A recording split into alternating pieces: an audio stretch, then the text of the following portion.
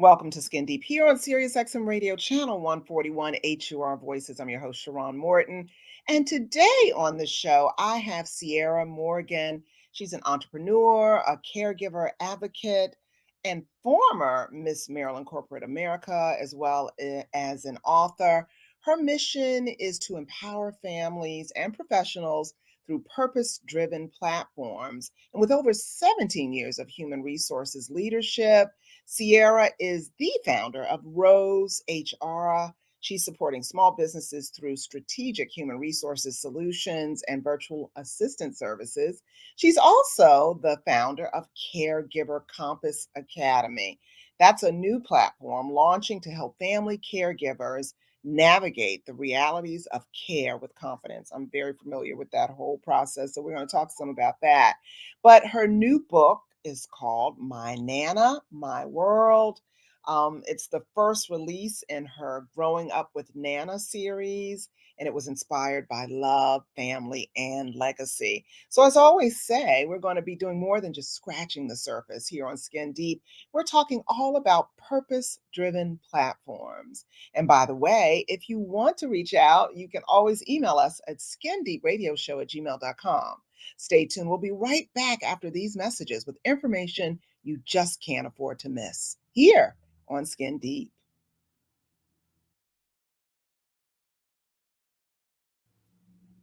Welcome back to Skin Deep here on Sirius XM Radio, Channel 141, HUR Voices. As I mentioned before the break, I have entrepreneur, caregiver advocate, author, and former Ms. Maryland Corporate America, Sierra Morgan, on the show. Thank you for joining me, Sierra. Thank you for having me. I'm so excited to finally be here. Folks, I have been telling Sierra, or I told her a while ago that I would have her on the show. And so she is finally here. We're super excited about it. Sierra, you do a lot. Like I just named all of the things that you do. Women tend to be multitaskers. I know I am. But you're doing a lot more than I think I am, even. So tell us how you manage it all, but also tell my listeners about your journey and what inspired the work that you do today. So, like you said, I started HR over 17 years ago, and it actually goes a little bit deeper. I just always had a passion for helping people, no matter what that looked like. That was just something that my grandparents instilled in me. And so for me, I love when it comes to HR to be able to offer people a job, to change that whole trajectory of their life, give them hope, give them purpose. So that's my favorite thing is recruiting of HR. And over time that developed into with my grandparents while I was getting my master's degree, my grandmother falling, and everybody was looking at me for all of the answers. And I was like, well, what does this mean? How do I supposed to know these answers? And just like that, I became her caregiver. Even though I always tell people I feel like she kind of prepped me for this as a child, but but nonetheless. And so doing that while trying to maintain a full-time job, I mean, for me, I felt like I don't want to say I didn't have a choice, but I mean, I didn't have a choice. I feel like, you got to do it. Somebody's got to do it. And Mm. so that's the mentality that I have in going through things. And I'm very spiritual in the fact of like, you don't get more put on you than you can bear. But at the Mhm. same time, I have to realize I have to make a living. And it was very important to me as a caregiver not to lose myself in the things that I wanted to do. And so through my journey as a caregiver, so many people have asked me, like, well, how do you do this? How did you find financial assistance? Or I've helped them with their loved ones by physically staying with them when I had time. And so that's kind of how the Caregiver Compass Academy was birthed because so many people have asked me as they've witnessed my journey, Mhm. and I just wanted to make something more structural, to be able to help people through that dynamic, whether it's meeting with subject matter experts, providing coaching sessions with them, allowing them to be able to vent, or just resources because they are just overwhelmed. Yeah. And so when I came across Miss Maryland in corporate America, the first thing I thought of was my platform was caregiver advocacy because that's not something that you hear about every day. And Right. I mean, it's over 53 million of us and counting within the US. And I think those are just conversations that I wanted to bring to the forefront. So it really just kind of, brought everything, my pain into purpose and just Yeah. to help people and just showcase those talents there. Yeah. I can certainly empathize with what you have been through, what you're currently going through. My mom fell as well about 2 years ago, and she broke her arm in a couple of places. She hit her head. And so I moved her in, and I just felt like I had to take care of her or help her. Thankfully, she's self-sufficient and independent, but she just still needs some help with some things, and I just didn't feel comfortable with her being alone. But there are, like you said, did you say over 50 million caregivers in this Yes. country? Yeah, Yeah. I and didn't it is realize a that till hard I job, the huh? past when I looked it up, I didn't realize it was that many of us. Yeah, yeah, and it's a tough, tough job, and a lot of times people, they feel guilty for not always wanting to be a caregiver because it is a difficult job. But I'm so glad that you have this whole advocacy platform because you are able to help so many people with what they do. I call it God's work, taking care of Yeah. another person, whether it's your own baby. My husband was sick for a while. I had to take care of him. Thankfully, I have two adult daughters, so they were very helpful with that, and they're helpful with my mom. But it takes a village, it really does. Yes, it does. And I mean, I have a small village through my friends, which I'm so grateful for because Yeah, family wise, it's just myself and my aunt yeah. that do it. And, her and my grandmother are about the same age. So Wow. it's kind of, it skipped those generations for me to be able to put two and two together, handle the paperwork, because a lot of people, they think just caregiving is just that helping them with their daily living requirements, toileting, bathing, things like that. But it's also being able to support that person mentally and financially and Yeah. emotionally as whatever they have going on is declining. So that's what I tell people. I say, if you're taking care of a child, your child is growing up to become more independent, while my child is growing up, unfortunately, to become more dependent. Yeah, yeah, it's tough. So, as I already mentioned, you wear a lot of hats. You're an entrepreneur, you're an advocate, you're an author, you're a former title holder of Miss Corporate America, Maryland. How do they all connect, all of those things? I know you explained how you fell into the caregiver advocacy role, but what about the other roles? Yeah, so I mean, for Miss Maryland Corporate America, as far as what it stands on in the mission, successful women being able to have a voice and a seat at the table, and again, being in leadership for over in HR for over 17 years, that's something that I've struggled to always, maintain, make sure I have my voice. So it was very important for me to be surrounded by like-minded women. And like you said, you don't realize the stories that the women had, and the women that, I competed with, we are all like strong, independent women. We have so many talents, and it was a sisterhood that was built. And, as I'm doing these projects, I can reach out to my sisters and, talk to them like, hey, well, can you help me out? Like one of them, she has an IV business. Like, hey, do you mind coming over to give me and my grandmother IVs? Or, Mm. one of them works for Chamber of Commerce. Can you help me as I'm trying to, promote my businesses and things like that? So you never know who you're going to meet. And so I think that through Miss Maryland Corporate America, I've been exposed to so many things, so many people that really helped to elevate my platform and what I stood for. Yeah, that sounds great. I might need to get that phone number from you for your girlfriend who has the IV business. Oh Um, yeah. tell us about Rose HR. How does Rose HR help businesses to grow? Yeah, so a lot of we cater to small to medium sized businesses. And as you know, like when you're starting a business or you have an idea, you're generally trying to do it all on your own until Mhm. you get it running, running, running. But at the same time, if you're not careful, because more than likely you're still working your full-time job, you run the risk of burnout.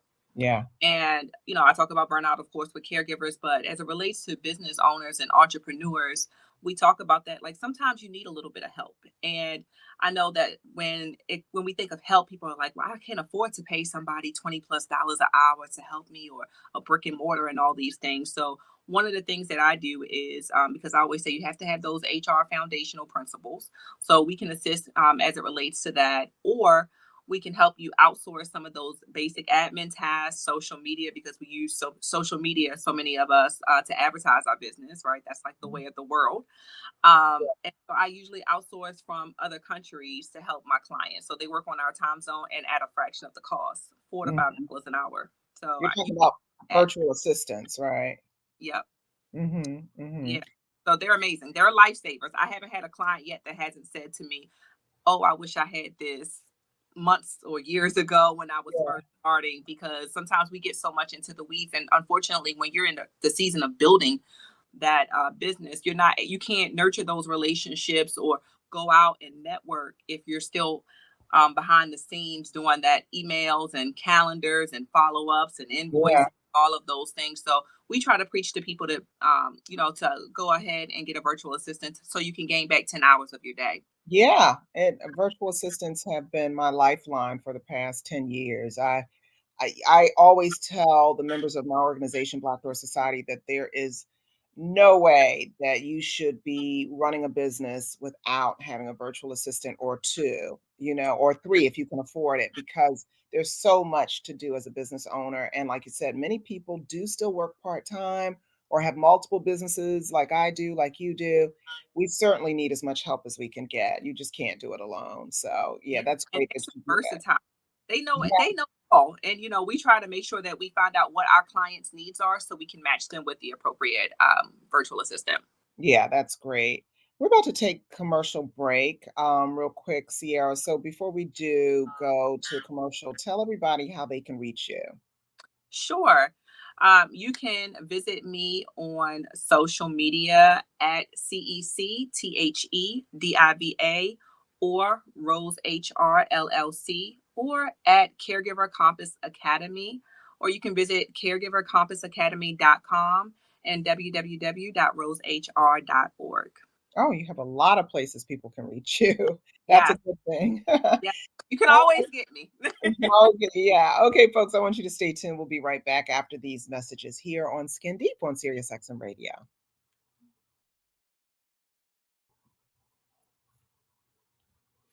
And we're back here on Skin Deep with former Ms. Corporate America, Maryland, entrepreneur, author, and caregiver advocate, Miss Sierra Morgan. Sierra, it's so good to talk to you about all of the things that you do.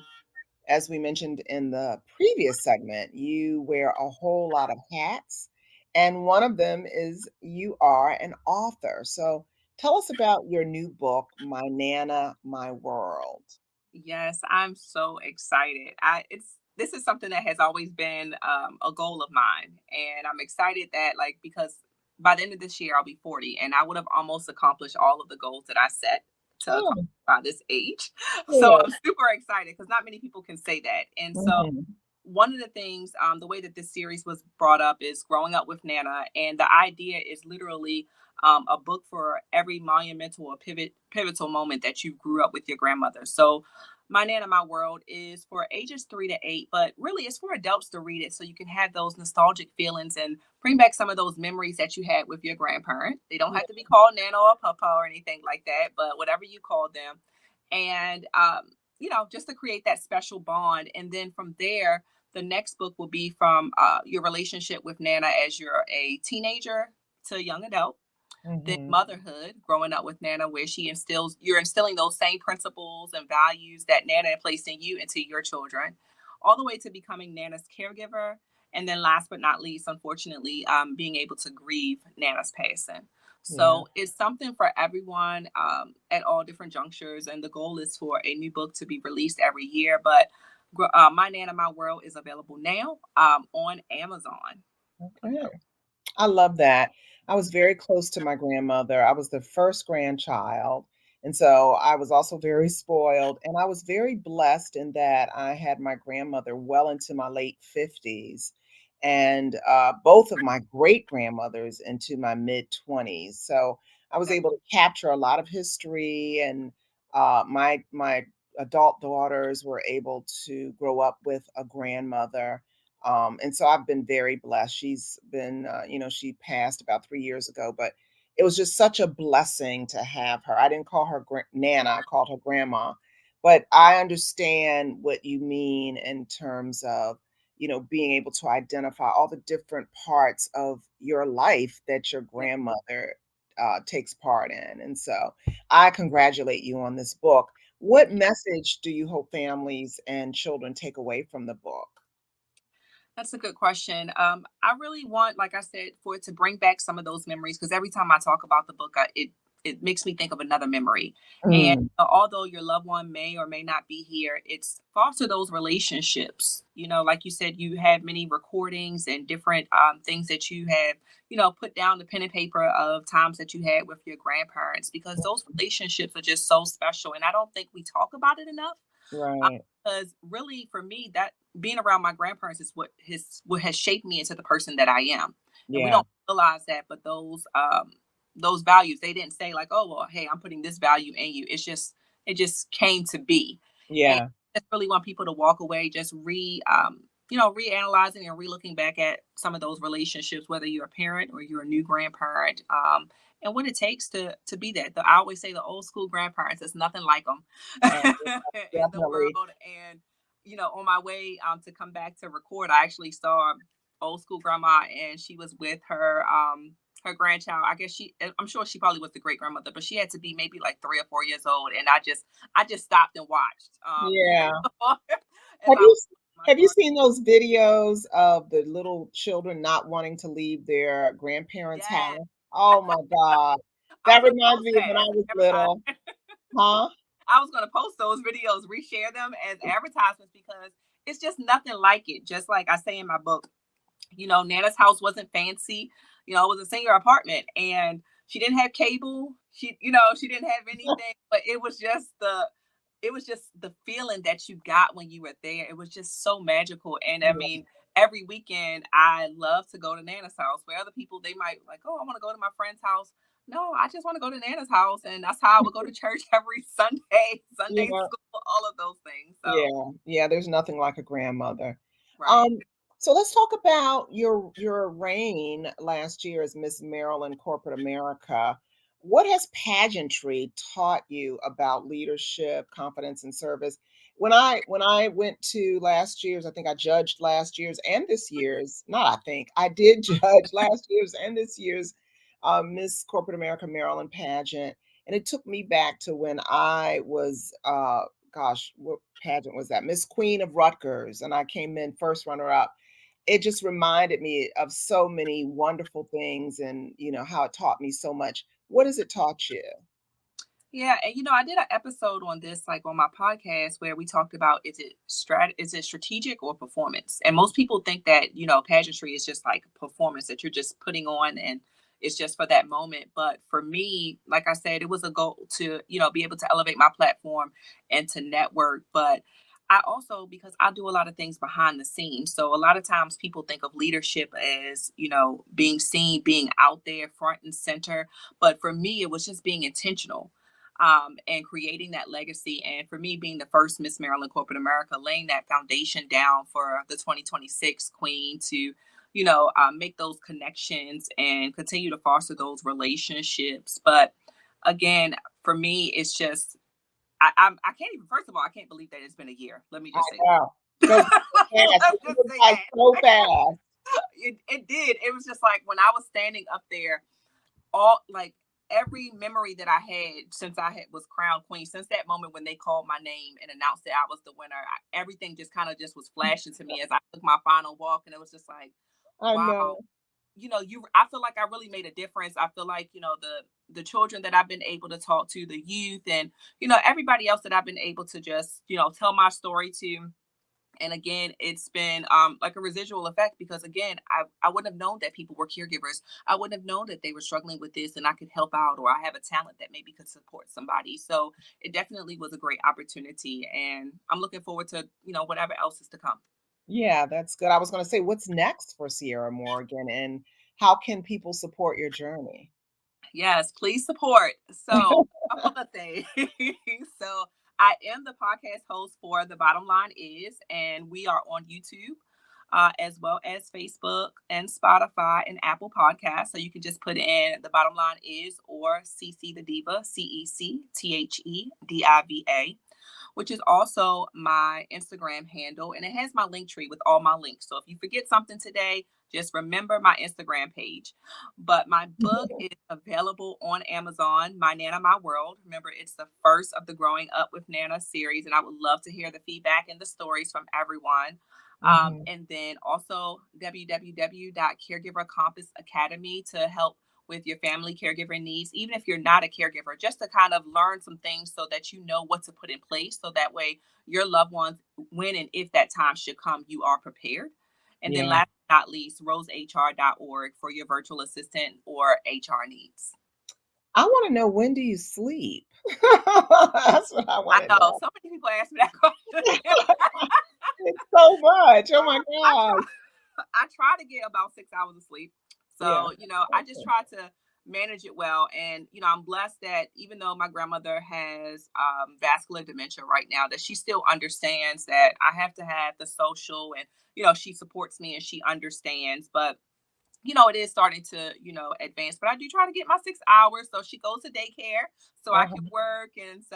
But I Yeah. am a night owl. I get a lot of my ideas at night. So yeah, I do go to bed at 1 o'clock in the morning. So I'm guilty as charged. And then I get up at 8 o'clock. Um, well, I really thank you for being here on the show, Sierra, and I Yeah. wish you much luck, of course. And that's it for now, folks. I'm your host, Sharrarne Morton, with my wonderful guest, Sierra Morgan. You can hear this show on Sirius XM Radio Channel 141 HUR Voices on Fridays, Saturdays, and Sundays, as well as on iTunes, Spotify, Stitcher, and all of the streaming platforms. And hit me up at skindeepradioshow@gmail.com, or check me out at Sharron_Morton on Instagram and Facebook. I want to thank you again for tuning in on all things that are skin deep.